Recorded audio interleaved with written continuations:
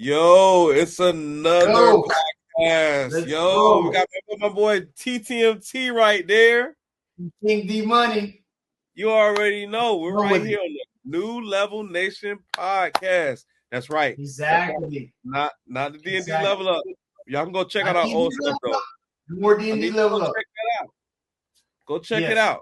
But Check then us when out. you get ready to graduate, you come Mhm. up here to the New Level Nation Exactly. and you make it happen. Exactly. That's right. Yeah, we got the scroll going around across the Oh, I bottom. see it. I see you. We I do a see new you. thing. We do Okay, a I new see thing. you, New bro. level, new levels. I see it. So taking it To to the the new next one. level. You know how we do our interviews, man. We got Yeah. always have great guests on, Mhm. and as I always like to do, I like to let TTMT introduce our guests. So, And yeah, let's go. yes, let's go. So we have the amazing Matthew Grant, one of a great business entrepreneur. He's a musician. He's also a consultant. He's also worked in the real estate industry as well as the commercial leasing industry. Creates contracts. Has great insight into business in terms of helping individuals getting insight into commercial real estate, not just general real estate, and worked for Exit Realty for several years. Also came from Canada, came down here to Florida. I met him very recently, an amazing musician, like I said before, but also a great businessman and a great entrepreneur. And he's going to share his insights with us today. That's right. That's right. That's right. So let's not keep him waiting no longer, y'all. Yes, exactly. You Let's get understand? him out here. Let's get him out. Come on out, man. Let's go. Hey. What's going on, fellas? Hey, Hey, Matt. listen, this is why I can't have my own podcast because my intro would be, "Hi guys, my name is Matthew Grant. Welcome to the podcast." Did you hear your intro, Matt? Hey, I heard the entire thing. The intro was, I give you guys A plus. Oh, Fantastic intro. appreciate it, bro. I appreciate the kind words too. Absolutely, brother. You deserve it. All right, we're ready to go. We ready, Doc? Can you hear me? Yeah, Okay, you so Matt, started, man. So tell us basically how you came to be, um, and how you came to be here in the Florida South. So give us a background, a Okay. small background about yourself. Yeah, for sure. Wow, to tell you the whole story, I got to go back probably maybe 15, 20 years. Um, Go ahead. So I'm from Brampton. I'm from Brampton. It's a suburb outside of Toronto in Canada, and I was pretty much a nerd. Back in middle school, I was always one of the smarter kids in the class, and you know had really I had great relationships with everybody in the class. It wasn't just I was a bookworm. I was also able to hang out with the cool kids and also have kind of like that teacher's pet type of treatment as well, which was kind of unique. Okay. And, when it was time for me to go to high school, my parents basically said, yeah, you're not going to any schools near here. The area where we lived at the time, I'm not gonna go ahead and say it was like the projects or anything like that, but there were definitely some things going on in that neighborhood that my parents were not down with. And, in hindsight, they were completely right. It was a lot of stuff that I would not want. I'm a parent now. I'm a parent. I have a young daughter right now. And, in hindsight, my parents did the Okay. right thing. There's a lot of stuff going on in that neighborhood back then. My parents were like, yep, you're not going to any of these schools. And, I was kind of Okay. salty about it. I'm not going to lie. I was pretty salty. And, Yeah.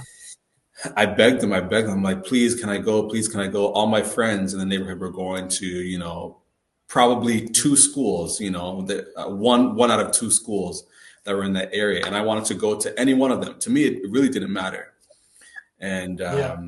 my parents said, nope, you're not going. So, there was another school that was a little bit further from our neighborhood. And this school was it was geared towards performing arts. Well, I guess not just performing arts, visual arts too, but it was geared towards the arts. And they were actually willing to let me go to that school. However, I didn't have the prerequisite to get in as an actual pianist, because that was the instrument that I played. If I went to that school, I would be going there as a pianist, a musician. And to get into that school, there was an actual prerequisite, a technical prerequisite that I didn't have at the time. Although everybody who knew me, they knew that I could play. I was classically trained and all that kind of stuff. They knew I could play the piano. I had been playing, for church services for several years at that time, even at that age. So, I could do it. Practically, I could do it, but there was a technical requirement that I did not have at the time. So that eliminated that school. And that was like my parents' last option for me to go pretty much anywhere in terms of like a regular public school. So I ended up being homeschooled. It was an experience that I hated at the time. The first year I really, really, really despised it. If I could find a stronger word to talk about my feeling towards it, that would have been the word. But I really didn't like it, and it was just, as a kid, you want to be around your friends. I was always around my friends, and I was always interested in doing stuff, being around people and all that kind of stuff, having the social life. But I got through that first year, and after that, I kind of realized, wow, this is a real advantage, because now I got the opportunity to work on my own schedule, which gave me also the opportunity to do other things outside of, a normal school curriculum. So, for example, when some of my friends who were older than me, who were going, to university and stuff like that, they were going in as a vocalist, as a singer, I'll be able to go and play for them, accompany them for their auditions. And this would be happening, during regular school hours, or, taking part in like track and field events, stuff like that were not really a part of school, but they were going on during school hours. So like little things like that I got to do while my friends were in school. And, it turned out to be a huge, huge blessing, because all my friends looked at me and said, "Man, you're so lucky," especially during the winter months. Because remember, this is Canada. This is not South Florida yet. This is Canada, I know. and it's cold. Yes, I'm aware. Trust me. Yeah, Dirk, I know you shared with me off camera. You're very familiar with Toronto, right? Because that's where you're from. But it's I used to live in Brampton, by the way. Yeah, exactly. So you know exactly what I'm talking about, right? And Yes. yeah, it was when you're not from Canada. When you're not from Canada, you come from a warm climate and you go and visit there for the first time, maybe in your adult years, the snow and the ice, it's like a novelty, right? But when you grow up in it, it's not fun at all. Trust me. By the time you're in high school, it's like, I'm over this. So come on. it got to the point where my friends were going to, they were walking to school in the morning, whether it's snow, ice, rain, doesn't matter. They're walking to school, passing right in front of my house, and I'm, just looking at my bedroom window, waving at them. It was kind of cool, and the opportunities that it afforded me too. But anyways, I digress. Fast forward a little bit. So I'm getting ready to go to college. At this point, I'm very, very interested in a lot of different things. I told you I was kind of a nerd, right? I still am to an extent, if I'm being honest. But yeah, I'm interested in a lot of different things, but especially business. I love business. I love real estate. So I wanted to get into a school program that allowed me to be on the business side and be on the real estate side at the same time. And I ended up finding a program at a community college up in the east side, because my family, we moved out of Brampton. We moved out east, like 2 hours east of Toronto. We were in the boonies. When I say the boonies, I mean like you were driving for an hour and a half at least outside of Toronto to get to where I live. If anyone's familiar with Southern Ontario, basically, if you leave Toronto, you get on the 401 and you drive as if you're going to Ottawa or Montreal. There's an exit on the highway that has a huge, like a massive giant apple at the side of the highway on the south side of the 401. That was my exit. So if anyone knows where that is, then you know how far that is outside of Toronto. Yeah, It I was can far, imagine. okay? It was far. And so, we moved out there because again, the cities were getting kind of rough, and my parents, they wanted to have a little bit of land around us and everything, so they ended up selling the house. We moved out there, and from there, that was when I was getting into my college years, and I found a program at a community college on the east side of Toronto, at Durham College, actually in Oshawa, and I did the entrepreneurship and small business program there. And part of that program, when you get to the final year, there is a semester where you basically have to find a mentor who is already successful in the business that you wanted to get into. So for me, I'm interested in real estate. I found a mentor who was building retail plazas. He was a developer. He was building retail plazas, and everybody in my class kind of looked at me and said, "Hey, Matt, you're so lucky. You have a great mentor. All this kind of stuff, and we wish we could find. My mentor is not even. He's not cool, and all this kind of stuff." And I got this guy to come into my class. He did a talk for my class. My teachers even formed a little bit of relationship with him at the time. It was really, really cool. And so this guy's building retail plazas, right? And I'm doing commercial leasing for him, pretty much just on an internship basis, for my school program. And it was cool because I got to work with a lot of different types of businesses, like daycares, bakeries, small restaurants, even all kinds of different business. Anything that you'd find in a brand new retail plaza, those are the Mhm. companies that I was going to and trying to do, commercial leases with them, in this brand new Mhm. plaza. So that was, from an early age, from even when I was in school, I was already fully immersed in real estate. And Mm. that was my introduction into the business. And then, one day he just said, "Hey, why don't you just come work for me?" And this is around the time when I Mm. was finishing up that course. And I'm like, "Yeah, okay." He helped me to get my real estate course, pretty much Mm. sponsored me right through the course. And, I started working on his team. I got a huge head start in the real estate business. And, ever since then, that was my life for like 10 years. I was in the real estate business. I got a huge head start. I was like top rookie in all of Canada, won some awards. It was Oh, pretty wow. cool. Yeah, it was a really, really good experience because I really say that and I don't take it for granted because a lot of people get into the real estate business and they don't sell their first house or they don't do their first deal for like, 6 months sometimes. Sometimes a little bit less, sometimes a little bit more. Especially as a as Mm. a pretty I was a kid at the time almost, right? A young adult, maybe I should say. Mm. But a lot of people, they don't do their deal for a long time, and I was really, really fortunate in that regard to be able to, have someone who I could learn the business from, and Mhm. just soak up as much as I could. And ultimately, it helped me to become the professional I am today. Even with where I am now, but subsequently, I started working with the company. I was doing transactions. Things were cool.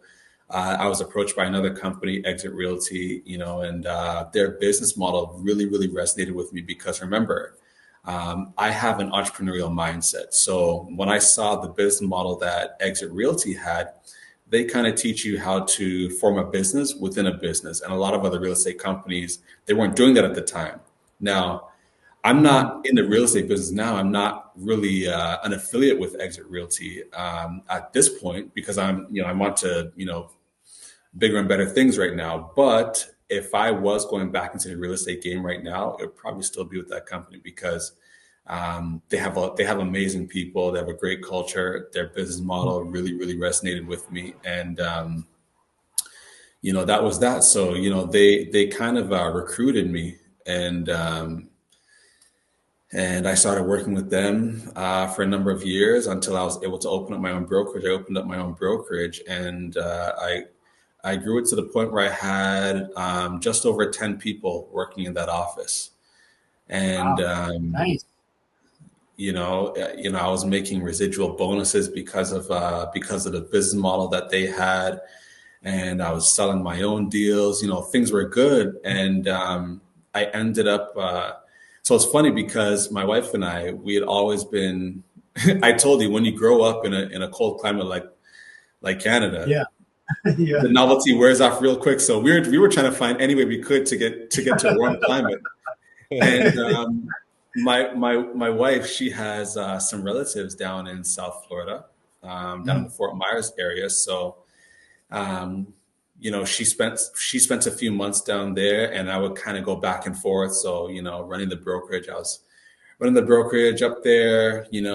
I would take some time, take a few days, come down to Florida, then go back, come back, spend a few days, go back. So I was doing the whole back and forth thing, and we would talk, and we said, we kind of like this lifestyle. We like the sunshine, we like the heat, all that kind of stuff. How do we get down here? I took her to Miami.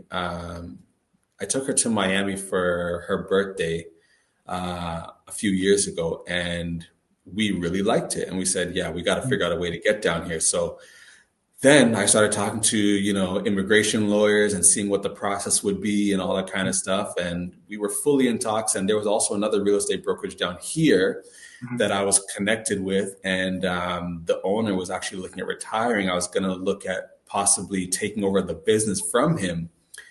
And while I'm in the middle of all this, there's obviously, everything's moving so fast. There's a lot of stuff going on. I have a newborn baby at the time. There's a lot of stuff going on in my personal life and all that kind of stuff. So things are just moving so fast. And then my wife, her employer, she's actually a retail manager.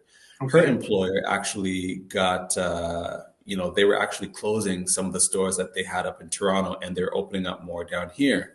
So they talked to her, and they gave her the option of a few different places, one of which was South Florida. And we're like, wow, look at this, because we were already looking at, moving down here. And here we are, they're giving us this opportunity to just drop in our lap. And we're like, okay, when opportunity knocks, you ain't got to tell me twice. We're going to take that. So they sponsored the entire thing.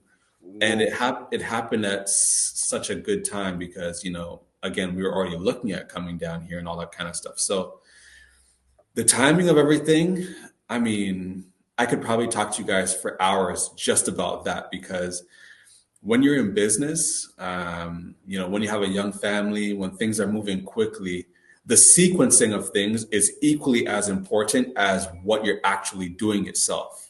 The timing and the sequencing, right? It's very, very important. And when I'm talking to young people now, in a little bit, I can probably share with you, what I do with one of the nonprofits that I'm partnered with right now.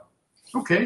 But when I'm talking to young people, I always tell them, what you want to do is extremely important. If you want to be in business for yourself, there's a lot of cool things you can do, but timing, sequencing, and how you structure everything is equally, sometimes if not even more important than the actual initiative that you're involved in. And that's one thing that I really stress to people, and the more I learn, it's the more I realize I don't know. And that's why when I have conversations like this, sometimes I can just focus on that one thing and kind of just drill down and expand on it so much because it's super important. But that's a little bit about my background, how we got down here. So we going back to the story, we got the opportunity, we took it, we moved down here in May of this year. So I don't know, whenever people are watching this, we moved down here in May 2024. So I've been down here for just a few months now, and coming down here, I opened up my own business in the consulting space, and I do management and marketing consulting, as well as sales strategy development with a few other smaller peripheral services too. But those are the main things that I do specifically for, companies that are in the home improvement space, because, that's just the background I come from. It's very natural for me and it's organic. And I love being around construction. I love being around new development. I love being around real estate and the whole process of, property development and all that kind of stuff. So I'm in no means am I like, super wealthy or anything right now. I will get there, and I have huge goals. But I'm almost living the dream right now because I'm doing something that I love to do, and I'm actually excited to do what I do every single day. And the beauty about it is because now I've stepped out of the actual real estate transaction space, in the brokerage world, and it's pretty heavily regulated. The real estate brokerage world, for great reason too. It should be right. But now when I'm on this side of things, there's almost no regulation. I can be as completely creative as I want to be with my marketing and my initiatives and who I partner with and what incentives I give to people to do business with me and all that kind of stuff. And for me, being a business mind, someone who wants to be a creator, someone who's always trying to build something, it just opened the floodgates for me. And it's not to say that I would never get back into the real estate space, just for that reason. But, I have so much freedom and autonomy right now, and I'm loving what I'm doing. I'm in a climate that I love, an environment, South Florida. I mean, a lot of people, we can talk about regulation and politics and all that kind of stuff too. All day, But man. All there's day. a there's All a day. lot there's a Yeah. lot of there's a lot for me to be thankful for, and a lot for me to really recognize as an advantage down here, and I'm not going to waste 1 ounce of it. So Matthew, I'm loving that, bro. I'm loving that, bro. Speaking on timing and sequence, just a real quick question for the audience. I know this might be in your wheelhouse. This might not be in your wheelhouse. There's a lot of people that aren't buying right now because they're like, oh, I'm going to save up, I'm going to do this, I'm going to do that. They're trying to get their sequence together. They're trying to figure out what they want to do. With the knowledge that you have, what advice would you give somebody trying to get into, let's start with just regular people, man, just regular people. What advice would you give them right now in the housing market right now? in the housing market, okay, so see, now I got to answer this like a realtor, right? You got to reach into your Yeah. bag. I got to reach into the Okay, let's bag. So Back in I'll the give. bag. Bring it I back. gotta reach into the bag, man, the real estate bag, the realtor bag. So here's the thing: when we're doing training, when we're doing broker and owner training and stuff like that, in the industry, there's a few different ways you can answer that question. An inexperienced realtor will tell you, "Oh yeah, it's a great time to buy right now. Oh yeah, it's a great time to sell." But I'll tell you, those answers are not going to be applicable to everybody, right? Mm. If we're having a one-on-one conversation, then you can talk about that. However, when you're talking in general terms, I would say it really depends on what you're trying to do, because everybody has different goals. If you're looking to get in the market as a first-time buyer, I'll tell you right now, coming from Southern Ontario, that is a super, super competitive market. There's probably 100,000 agents and brokers, or even more at this point, 100,000 agents and brokers who are trying to sell you things all the time. But at the same time, there's always people trying to get in the market, right? As a new buyer, there's a lot of people who don't own, they're renting, they're just trying to get in the market in any way possible. For those people, you can't really save money. The average I'm talking about, you can't really save money for a down payment faster than houses will appreciate in a market like that. And I know that Southern Florida is very, very similar, especially in the last 4 or 5 years, right? So in a situation like that, I'm telling people you need to get in the market any way you can as soon as possible. Don't wait. It's never a good idea to wait. If you're a first time buyer, it's never a good idea to wait. Now, if you have a house to sell, if you have some equity built up in there, maybe you're not in as much of a rush. Then you can be a little bit more strategic and you can gamify a little bit more. You can say, okay, well, we have this much in equity, and the next property we're gonna look at going to is in a less competitive area. Okay, we can wait a little bit. You know what I mean? It also depends on, let's say you do own a home right now. You haven't owned it for 30 years. Maybe you only owned it for, let's say, 5 years. You likely still have a mortgage on it. So now you have to look at the interest rates, right? And see how that's going to play a part in you, breaking your current interest rate and then going to something that's probably going to be higher in an interest rate than what you had before.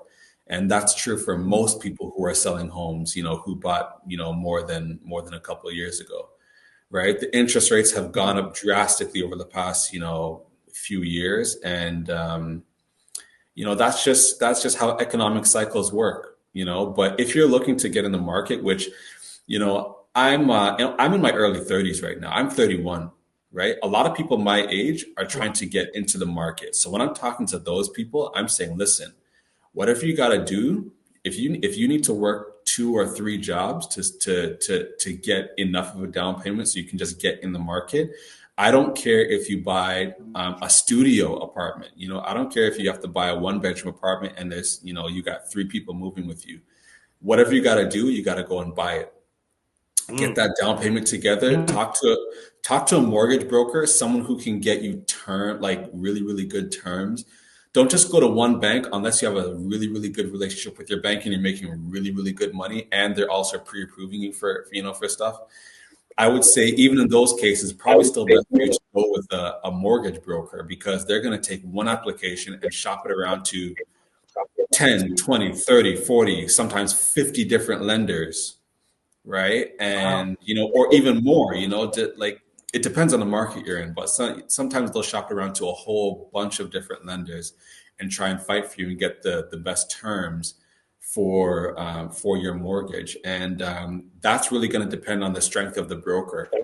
I always say find a broker who's been in the business for like 20 years or more. Those are the guys who have all the relationships with the underwriters and people who are doing the final reviews on all the mortgages at the bank and all those kinds of things. So there's a whole lot of different factors that come into play. But for most people who are trying to get into the market, by any Malcolm X style, okay, by any means necessary, you get that mortgage, you get that house, and you stay in there. And when you're able to sell and make a little bit of a profit and then level up, no pun intended, level up there, then you do that. Then you do that.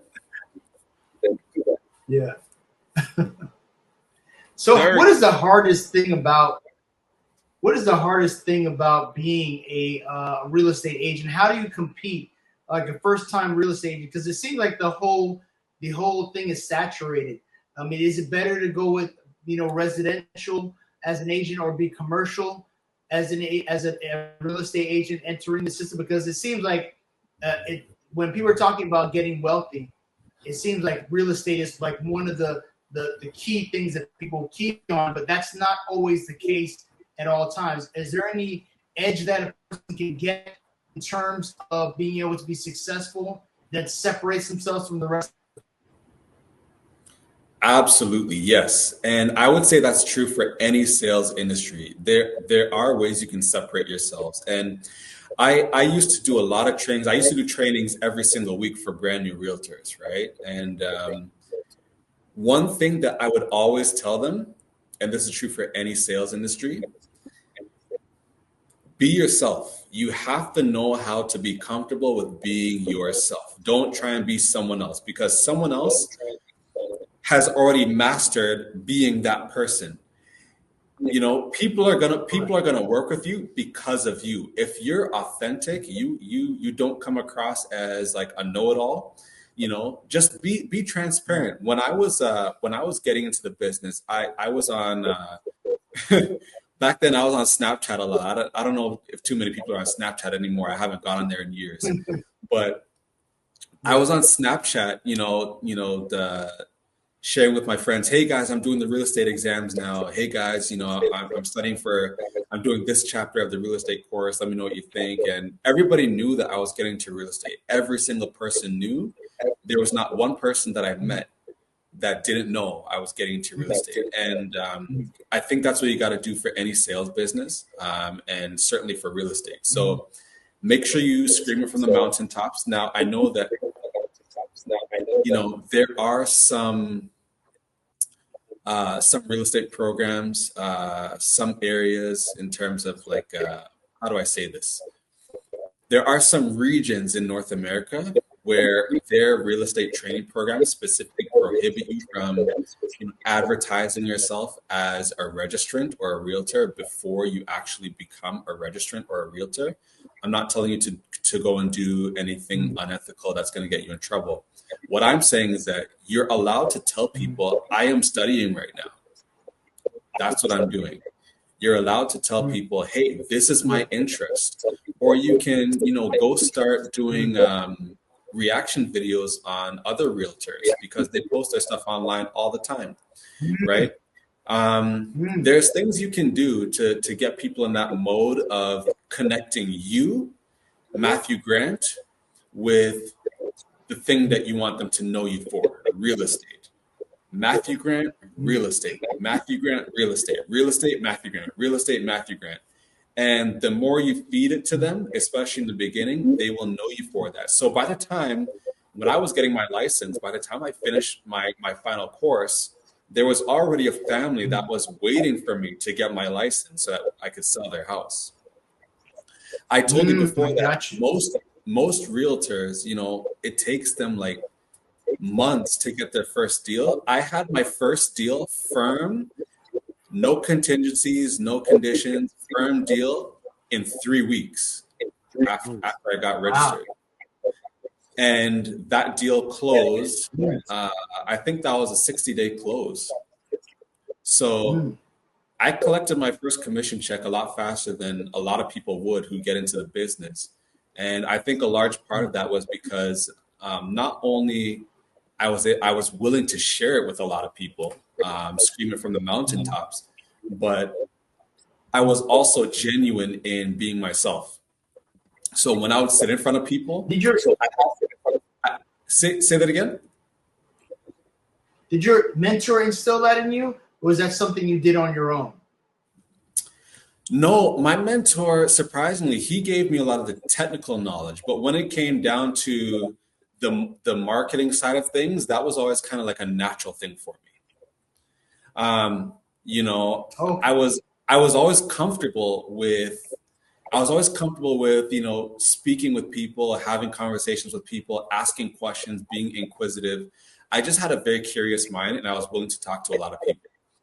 So, when I would sit down in front of people as a brand new realtor, I had a very young face. At the time, I'm 21 years old, 22 years old. I can't even remember right now, but they would sit down with me. I would show up to the listing appointment and they see this kid pull up, and basically a kid, a young adult. And they're like, can I ask you a personal question? How old are you? And I will tell them, yeah, I'm 22 years old. And I remember the first listing appointment I went on, like for an actual stranger, somebody I didn't know. And they asked me how old I was. I told them. And I also told them, yeah, this is also my first listing appointment. But the way I said it to them, like most brokers, they're going to tell you, don't say that at all. Never say that. But I actually took the opposite approach and I swung the pendulum in the completely opposite direction.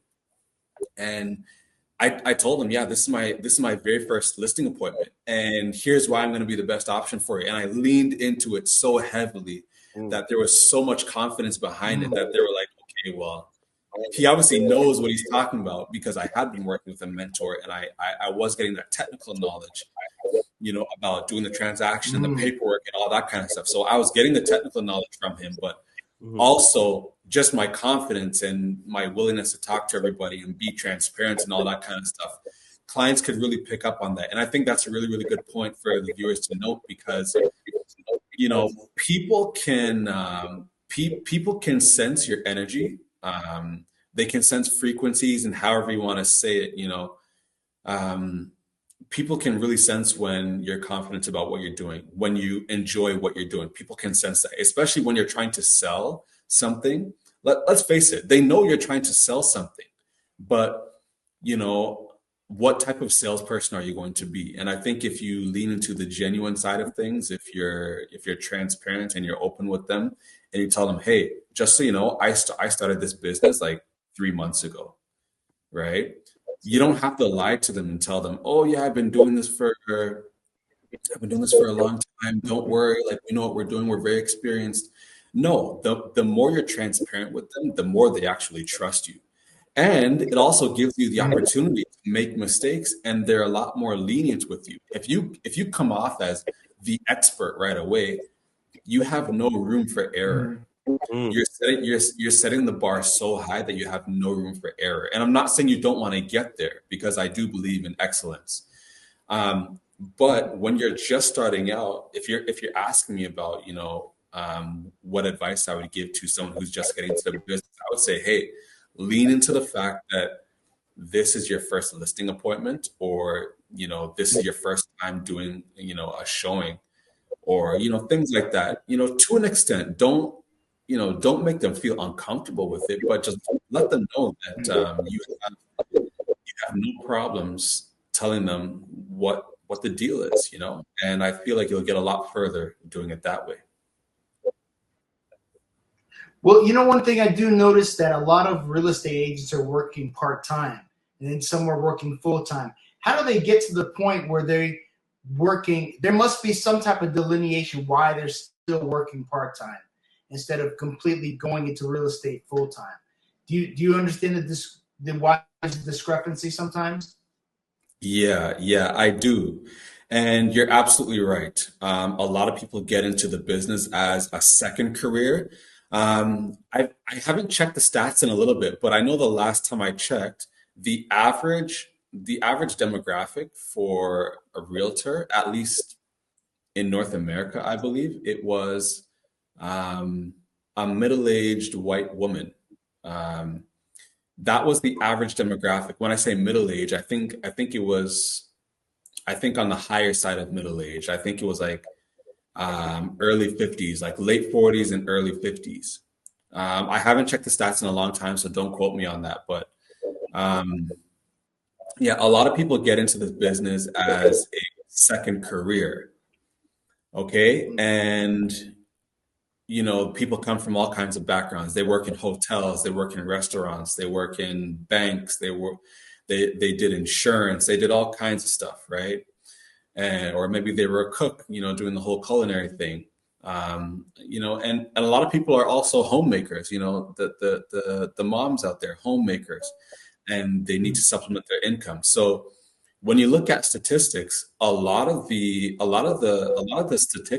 statistics, they don't look favorable. If you're looking for a business to get into and you just purely looked at numbers, you would not look at real estate and say, this is a business that looks very lucrative, right? If you're only Mm, specifically looking at numbers, yeah, you might look at what's on TV, $1 million listing and selling sunset and all these glamorous real estate shows. Yeah, that might look enticing.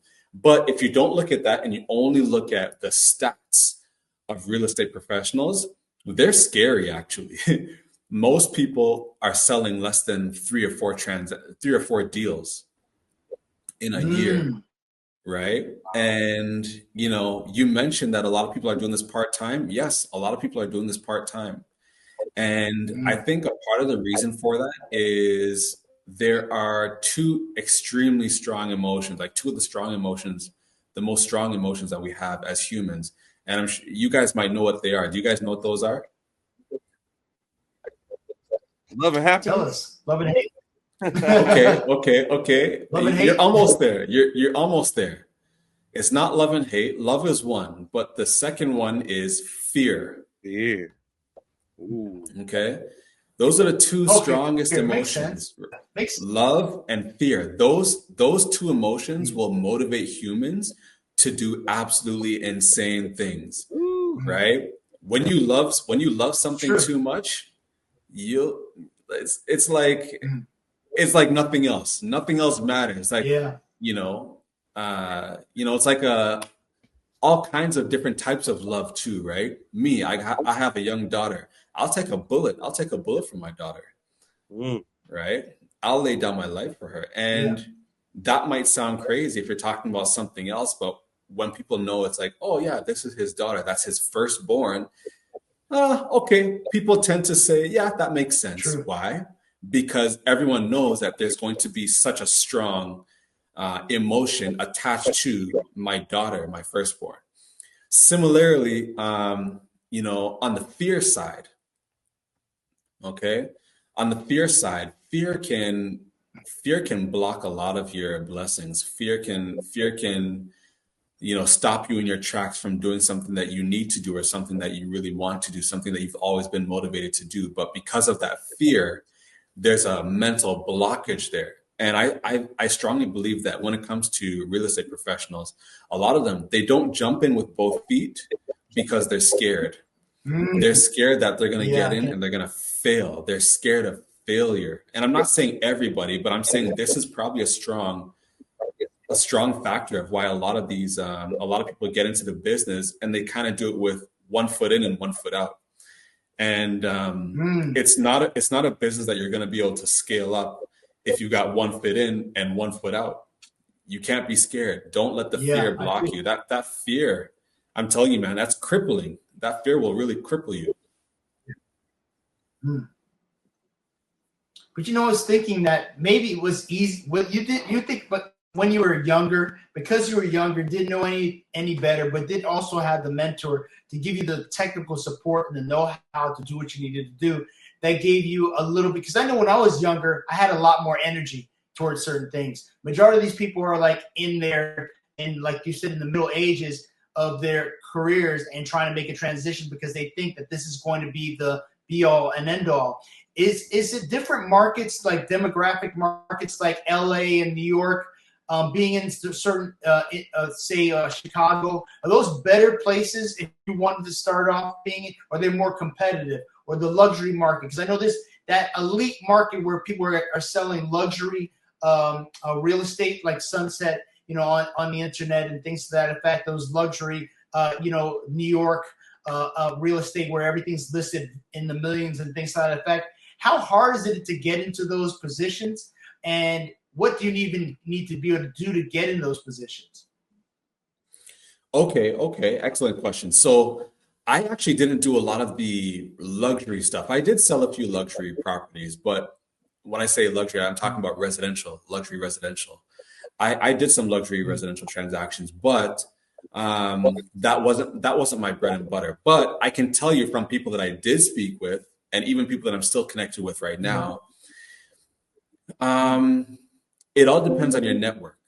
It really depends on your network. Mm-hmm. If those are the people that you grew up Yeah. around, see a lot of people that you Mm-hmm. that you see on these TV shows, when you look at Million Dollar Listing, the stars on that show, like Yeah. let's see, Josh Altman and Matt Yeah. Altman and Josh Flagg and Tracy Tudor and all of these Yeah. guys, a lot of these guys, they had networks. They had very, very strong networks that had a lot of wealth within those networks prior to them Mm-hmm. getting into the business, right? Or Gotcha. they had relatives that were already wealthy and stuff like that. I'm not saying Mm-hmm. all of them, but the majority of them, that's the case, right? So if you've already got a network Gotcha. in that space, it's going to be a Mm-hmm. thousand times easier for you rather than somebody who really had to, pull his socks up and force his way into those spaces.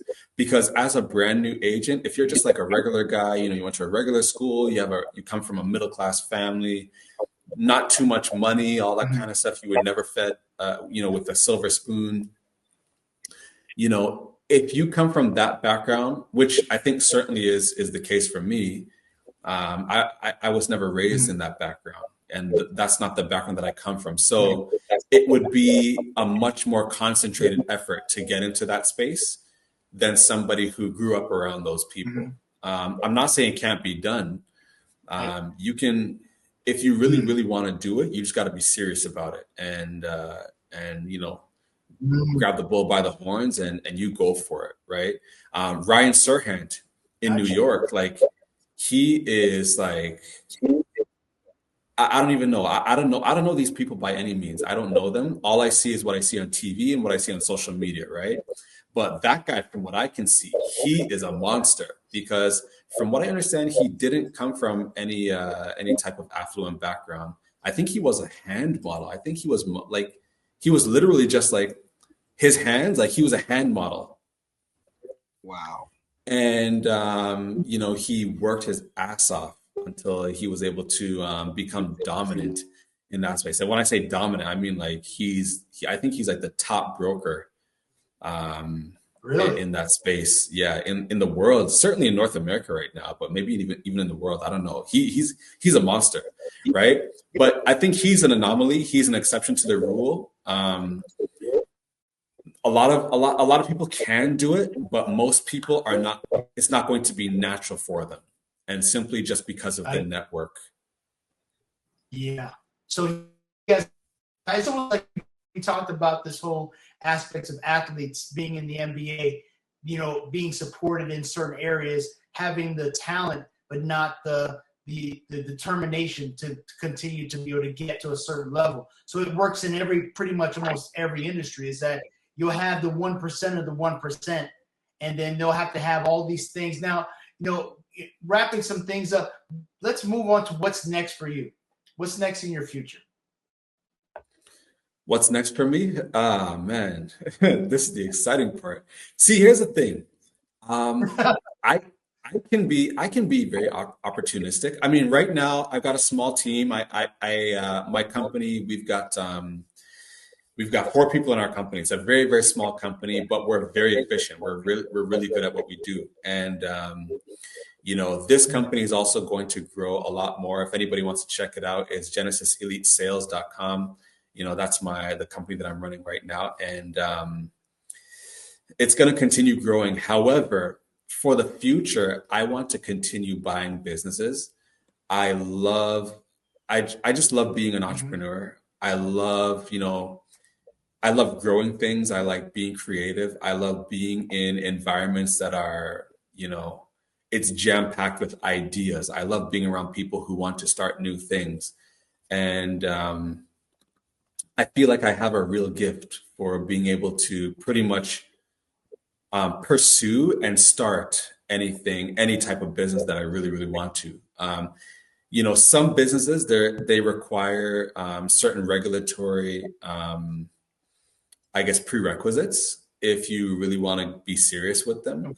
If you're talking about things in the medical space and stuff like that, that's not really me. I don't really have an interest in those. But for most types of businesses, as long as it's going to be, lucrative, I want to continue buying Mhm. businesses, and that's what I want to do. And especially in the real estate space, I want to get to the point where I can also do my own developments, because that was my Mhm. first love. That's what actually brought me into the real estate world. Back when I was doing real estate transactions, that was my first love. The development side of things and being able to see the whole progression of a property from vacant land. I've done lots of vacant land deals, and seeing them go through the development process with the municipal bodies and until they get site plan approvals, and then you see signs pop up on the property, and they're digging ground and they're building, and it's for me it's just super super fascinating. I love real estate. I love architecture. So I want to be in that space for sure. I think long term that's going to be a big part of what I do. But outside of that, I want to have. I'm probably going to own a lot of businesses on the side because, again, I think it just comes so natural for me. At this point, I feel like I've gotten so good at delegating, like finding Mhm. people who can run businesses on my behalf. One of the people that I really, really admire, um, Mhm. and it might not be everybody's pick, but one of my picks as far as someone who I can look up to, Shaquille O'Neal. That guy's crazy. As an Yes, I athlete, know. he was a freak of Yes. nature. But outside of the Mhm. basketball court, outside of sports, he was just Mhm. relentless. He was very creative and he got smart. He got really smart at what he was doing. And when I say he got really Mhm. smart, I meant what I mean is he started working through people. He started delegating, and he has people to run all his businesses for him, to the point where now it's like Wow. he's a huge like business guy. And I don't think a lot of people even know how many business that he's actually, still operating even right now while he's an analyst on TNT. But I feel Yes, like he has he's multiple hats. I've seen him. yeah, multiple hats. Yeah, he's crazy, man. And I think that's kind of where I see myself, if there's something that I do on a day-to-day basis, that's fine. That's probably going to be something in the real estate development side of things. But behind the scenes, I want to grow a lot of companies and also empower people to run those companies and create wealth for themselves, and also not forget about the community. Being able to teach the youngins who are coming up and share with them what my story was, what my experiences were, and really show them how they can leverage their skills into something great. Everybody has skills that can make them money, especially in these days. Like, high school students are making millions of dollars right now. It's actually insane. There's a lot that you can do with even seemingly basic skills.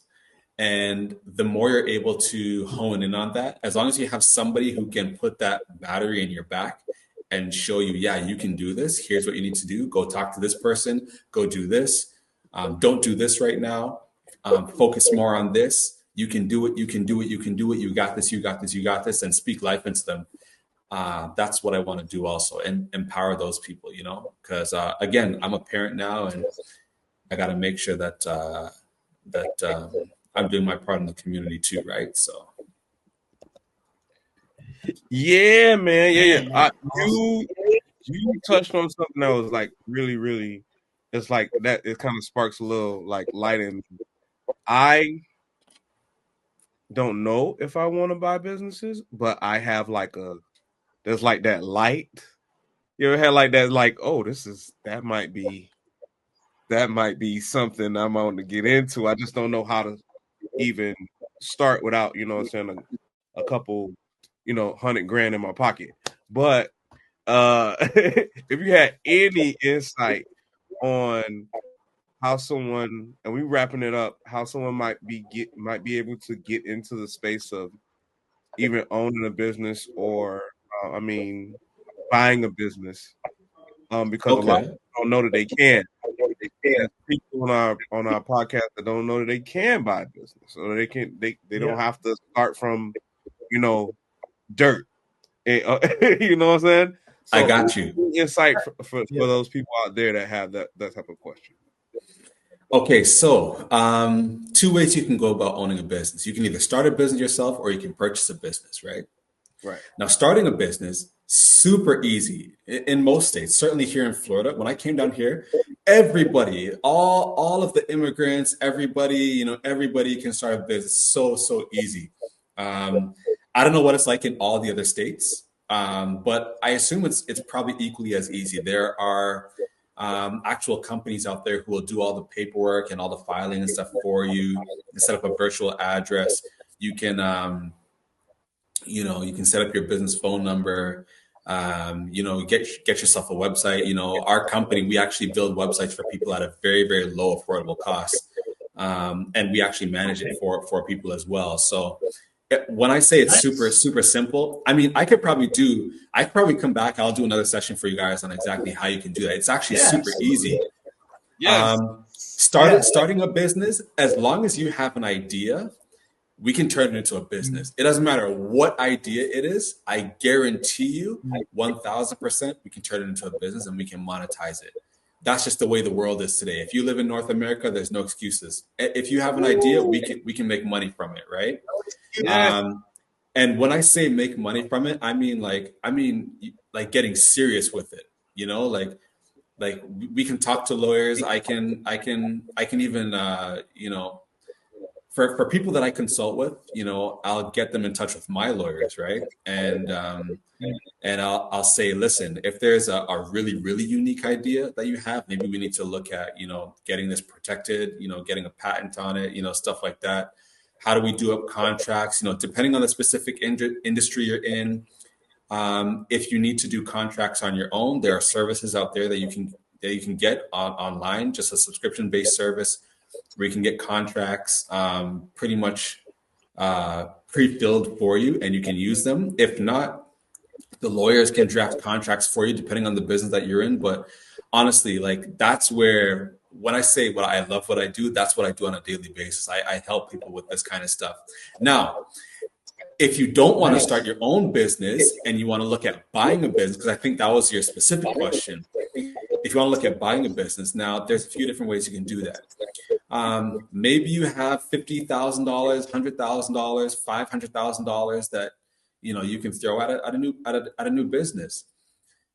That would be great. I'll tell you, that was not me. I didn't have that. So how do we do it? A lot of people on the internet, you'll hear this term, OPM, other people's money. There are ways that you can go about, getting investors, private investors, people that and those are things that I have done in the past. And there are ways you can go about doing it, making sure that everything is documented, everything's kosher, everything's above board and on the up and up. So private money, that's something that you can do. You can also, there are services online where, people will actually front the money for you to purchase a business, and you own, let's say, 20% or 21%, and the other person owns, you own 80% or more than 80%. And the person who's fronting the money for you, the business that's fronting the money for you, they'll own 15 to 20%. So there are those programs out there too that you can tap into. You can also, depending on the idea that you have and the type of business that you want to get into, there's also some banks. You can walk into banks and say, hey, this is something I want to do. Small business loans. A lot of banks these days can facilitate those, so there's a lot of different ways that you can go about doing it. There's actually a resource that I use that I'll go on and I'll just browse and look at businesses for sale. One is called DealStream. If anybody wants to check out DealStream, you can go on there and you can look at a whole bunch of different businesses. And some of them have seller financing. You can buy a business. Same thing with real estate. And mind you, a lot of realtors have no idea what seller financing is. Anyone who's selling real estate and they have equity in that real estate, they can just use the equity and kind of finance your purchase until you're able to pay them back. Another term for that is called a VTB, vendor take back deal. And I won't go too much into that, but seller financing, when you're buying businesses, there are people out there who want to retire. I told you guys before, one of the people that I was actually talking to when I was looking at moving down here, he was trying to get out of the business. He was looking at retiring from his real estate business, and for that reason, he probably would have floated me the business, for a few years until I was able to pay him back. And that could be $40,000, that could be $50,000, that could be $60,000. It really depends, when you look at the financials and you see, okay, this is how much the business is making. How do I leverage this so that I can actually take ownership of the business right now and pay it over time, right? Instead of paying everything up front right now, because let's face it, nobody has $100,000 just sitting there. And if they did, they probably would be doing something lucrative with it already, So, DealStream is one. You can go and find deals on there. Business Exchange. If you go on the Business Exchange website, these are all free websites you can go and sign up for. You can go and look at, all kinds of different things for sale with different parameters, different price points, all of those creative type deals. You can find those on there too. You can also, you can really just drive around your neighborhood and you can probably find businesses that have people who want to retire, have people who are willing to sell. Maybe they're not looking to sell, but they're willing to do it. Maybe they don't want to sell their entire book of business, but they'll sell you 50% of it or 60% of it, and they'll take a smaller portion because, again, they're getting older, they've had enough, and they don't want to be the operator per se. But how you go about doing these things, it's like a case by case basis, and there are a lot of resources you can go and find. One thing I encourage everybody to go check out, there is a woman on social media, big on Instagram, big on YouTube, and probably some other platforms as well. The name, hopefully I'm not getting the name wrong, but the name is Cody Sanchez. Cody Sanchez. If you go and take a look at her stuff, yeah. So if you're familiar with her, she has a lot of material on this kind of stuff. So if you go and do a deep dive into her material, you can learn a lot just from watching her free stuff. And then outside of that, there's some paid services that you can go and take advantage of. Who for people who are willing to front money for you and all this kind of stuff. It's out there. I promise you. If you just go and do a search, all you need to do is get inspired, do a search for it, and you're going to find things that you never knew existed. And it doesn't mean that the first business that you want to go after, you're going to be able to get that one, but eventually you're going to get it, right? You're going to get it. And you can't give up. Can't give up. The opportunity's out there. Give up, y'all. Don't give up. Man, Don't You give heard up. it right here from Matthew Grant. yes, You man. heard it. Right you here give on so the- much gems, man. That's right. Gems dropped tonight, man. Y'all understand. Hit the likes and the comments. Yes. And put the fires Right in here. put the fires in the emoji. Put the muscle ups There. in the Exactly. That's right. Muscle up. Muscle up, because we leveling up on the Next Level Nation. Y'all understand. We wrapped it up today because we can't give it all to y'all tonight, man. Well, I'm telling y'all right now, I'm gonna give y'all exclusive news right now. There's gonna be an after the podcast. This was just for getting to know our guests. We're gonna sit with our podcast guests even more. There's gonna be exclusive content after the podcast. We're taking it to the next level on the New Level Nation podcast. Be there, be square, and if you don't know what you say, TTMT, and if you don't know, Now you know. now you know. If you don't know, now you know. New Level Nation podcast. Hey, it's King D Money and EMT. right here on the New Level Nation podcast. Let's go. Yes, sir. Yes, sir. Y'all, Appreciate you thank so you for much. coming. Appreciate y'all. Check us out on the next podcast. Deuces. Appreciate you guys. Like, comment, subscribe, guys. Man.